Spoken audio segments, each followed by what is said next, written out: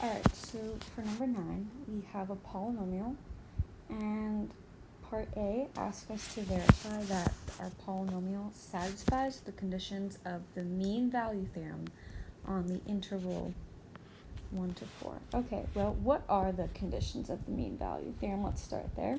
We have 2 of them.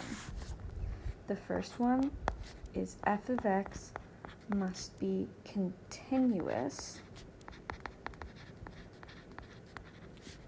on our interval 1 to 4, and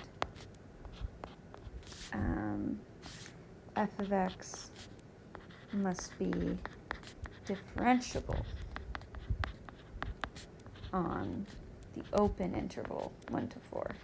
So it doesn't have to be differentiable at 1 or 4, but it has to be differentiable between 1 and 4. So we can check this. So our domain of f of x in this scenario here is going to be negative infinity to infinity.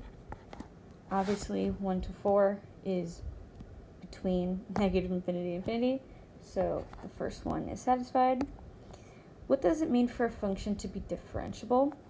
This means that our derivative is continuous on 1 to 4.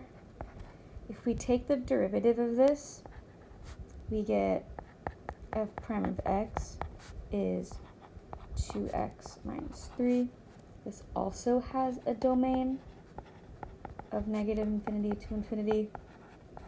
So our derivative is continuous here. So we're good. That's all we have to do is verify the conditions. Okay, so if this is true, then there is some value c that when I evaluate the derivative, I am equal to f of 4 minus f of 1 all over 4 minus 1. So our goal is to find the point C. Okay, so this is just going to be equal to some number. So then what we're going to do is we're going to set our derivative equal to that number. But first, let's figure out what this number is. So we're going to have 4 squared minus 3 times 4 plus 2 minus 1 squared minus 3 times 1 plus 2 all over 3. Okay, let's see. Here we get 16 minus 12 plus 2 is going to give me 6. And then I'm going to have 1 minus 3 plus 2, which is 0. So 6 over 3 gives me 2. So what we're going to do, we already found our derivative, right? This was our derivative. So let's set this equal to 2 and solve.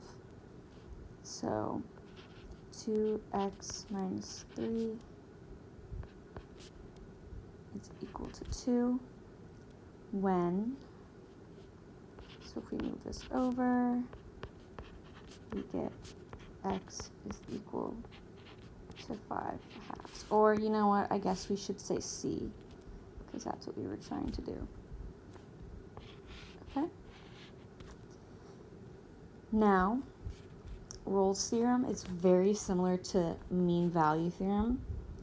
The only difference is going to be that f prime of c here, f prime of c is going to be equal to 0 for Rolle's theorem. So that means that we have the same conditions as well. But now we have a different interval, so we should recheck this. But again, we said our function and our derivative are both continuous on all real numbers. So it seems like, yeah, f of x is still continuous on 0 to 3. and f of x is definitely differentiable on 0 to 3 because f of x has a domain of negative infinity to infinity, and this is true because f prime of x has a domain.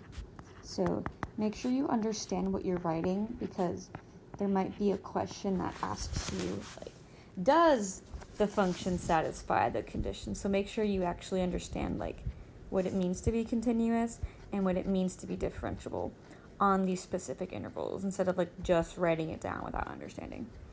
But, okay, so we're good here. Actually, I lied. Rolle's theorem has a third thing. Rolle's theorem, f of 0 must equal f of 3. That is super crucial. So that's the difference here, is that I have a third condition. Mean value, I just needed 1 and 2. Rolle's theorem, I needed 1, 2, and then this third one. Okay, so let's check this. So what was our polynomial? Okay, so let's see, f of 0 is going to be 0 squared minus 3 times 0 plus 2. That's equal to 2. F of 3 will be 3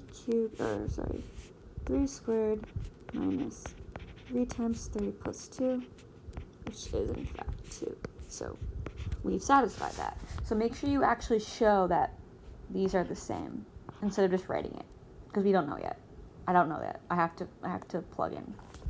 Okay, so what we have to do is, we're told that,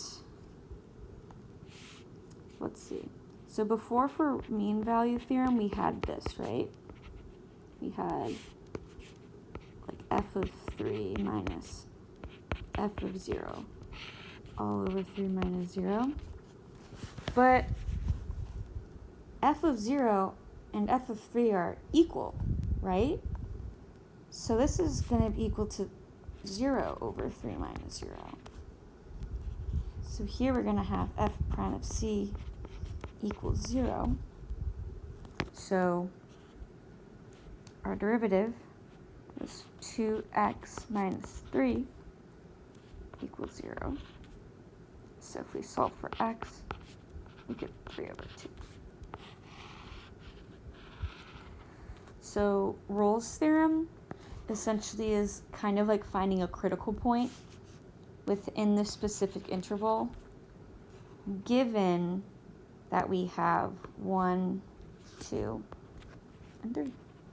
So at the end of the day, the math that you have to do for Rolle's theorem and mean value theorem are really just find a slope, right? This is a slope.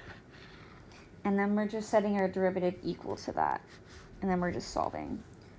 Rolle's theorem is a little bit easier because this is always going to be equal to 0.